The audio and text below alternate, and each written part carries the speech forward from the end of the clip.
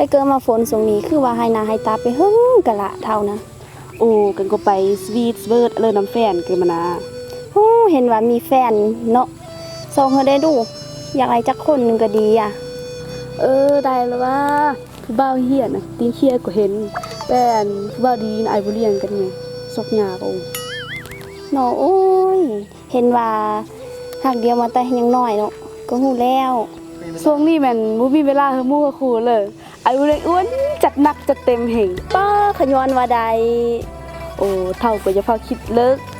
อันจัดหนักจัดเต็มนั้นสะอ้วนไปอินตัดกูดตัดโกนมึงสอนนั้นแล้วก็อันอินทำหน้าข้างเมื่อวานมื้อซื่อดีกว่าหาก็ไปอินปรุงฮ้อนต้มไข่มามีแต่มื้อนี้หลอกกันบ้างโอ้ยอีสาเด้มีแฟนอ้วนไปเที่ยวอ่ะเนาะตาอยากมีแนวนั้นเด้เขาสั่นก็เขาไปซื้อหักเดียวไปมันเลยยังมีคิดมีเทียงเดียวละเป็นนะคนหักเดียวเห็นกันนั้นนั่นต่อเป็นห่วงต่อสปนอกเจอเวทเลยกันเจอกันเลยค่ะ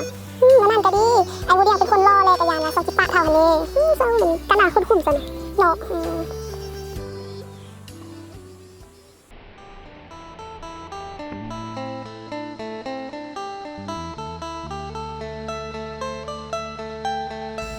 ใช่แม่นอกกินอันเดอร์ออกเบอร์แห้งเบิ้งเขือแห้งงามโอ้ยไอ้บุญยังก็ยังย่องน้องหลายน้องลอยจริงๆแล้วแท้ไอ้ว่าความจริง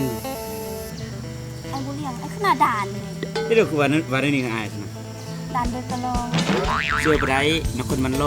ตามประคับเลิฟลงตัวเองกันละ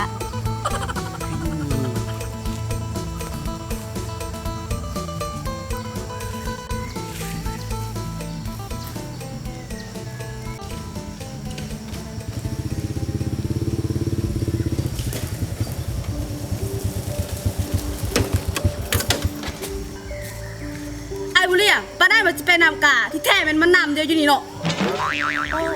ศูนย์ฝนมันบูมเลยนะเท่าคิดตัวไม่เมียเราเดียวหยุดบุทาบ่าเท่านะบุทามาตีซองหนากันหู้ความจริงบ่เนาะเสี่ยวเดียวเอ็ดอันนี้มือนี้ใจมันหาบ่ได้เหตุใจบ่ทันก็คนที่เจ้าโผพันคือคนสำคัญเสี่ยวหักเสี่ยวแพงอยากฆ่าให้ตายแต่เหตุบ่ได้นับแต่มื้อนี้ต่อไปเฮาคาดเดียวกันยกเถอซาบาบุเลียงบาสักสัวไอ้บุเลียงคนนึงคือเสี่ยวน้ำพลจิเท่าน่ะว่ากันจะเจออยู่นี่น้องลืมรถกูบ่ยังเอา